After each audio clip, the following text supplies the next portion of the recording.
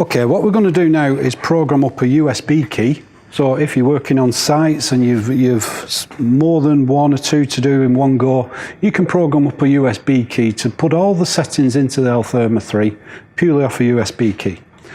So we're going to go to this site, professional.standbyme.daikin.eu login, which if you've already signed up to the Stand By Me, you'll have your details. So I'm just going to go ahead and sign in here.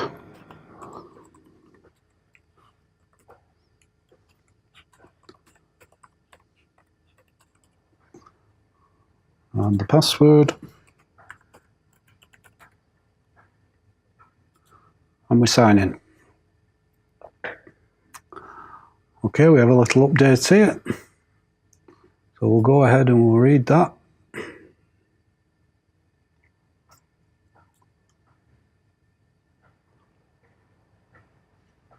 So I agree. Okay, so there's the home screen of the Stand By Me. So to set up a USB key, we're going to Leads, and we're going to add a lead. So this will open up a page now where basically it's a set of filters. So for this example, we want space heating, and we'll go with underfloor heating. We also want domestic hot water, and it's just filtering out a few of the models, and we'll say it's a new home. So now it's giving me a few options, and I'm going to go for the Altherma 3. So we'll select that. As it's available in white or silver, doesn't really matter, we'll click on white. And the first thing it's going to ask me, it's looking for this zoning definition and controls. So we click on zoning definition, and it's asking us, is it one zone, is it two zones, and a mixture. So for this particular example, we'll just select underfloor heating. It's also asking me what the control strategy is. So for this, again, as we did earlier on, we'll go with external room thermostat control. And now it's giving me models. So it's filtered out a lot of the models. And okay, we'll just pick 6 kilowatt outdoor, 8 kilowatt indoor. Now, if we scroll down, we're looking for the Daikin e-configurator.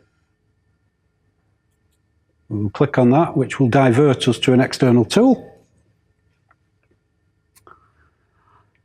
And we'll get this pop-up. So we want to go to the advanced mode. Should we just give that a minute to boot?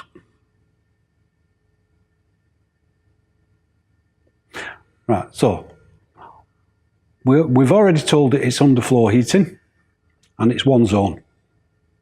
We can now look at the backup heater configuration. Now these defaults are fine. It's single phase or three phase. We're going to allow the backup heater in space heating and domestic hot water should it need it.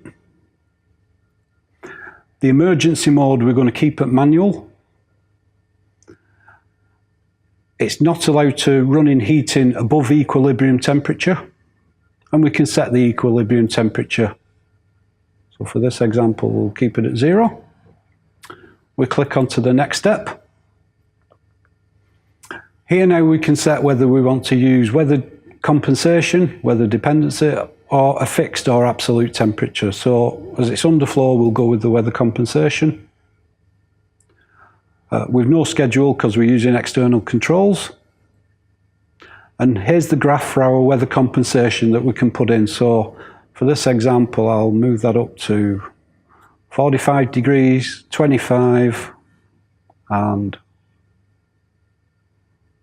-3. That's just a default set of settings that we'll put in. We scroll down. For the underfloor, we want the delta T at 5 degrees. Pump speed, we leave at default. Again, pump speed limitation, default. We click on to the next step. We're now looking at the domestic hot water settings. So for this example, I'm just going to set reheat only. We can set reheat and schedule, but we can't put in the schedule into the USB stick. You have to do that manually. So for this example, we'll just stick with the reheat. It's the easiest way of getting them going. We'll scroll down and we can select our tank temperature in the reheat mode. So, okay, let's go to the 50 degrees. Disinfectant is on, and here we can select the day of the week we wish it to happen.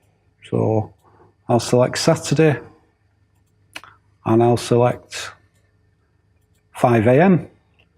The duration that we want it to hold the temperature for. And we move on. So, okay, this is now just giving us a brief outline of what we've actually changed. So what I need to do now is scroll up here, and we're looking for download as a configuration file. We hit that, and it's asking me to open or save. So I'll save this to my downloads, and I'll open the folder. There's the file that's just downloaded. So we'll click on it. And it gives us 2 folders, which if we select both and we're going to extract them.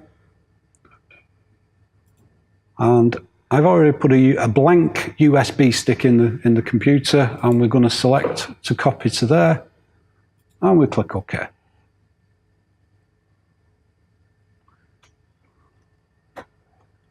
I just click on here, and we'll just check on the E drive.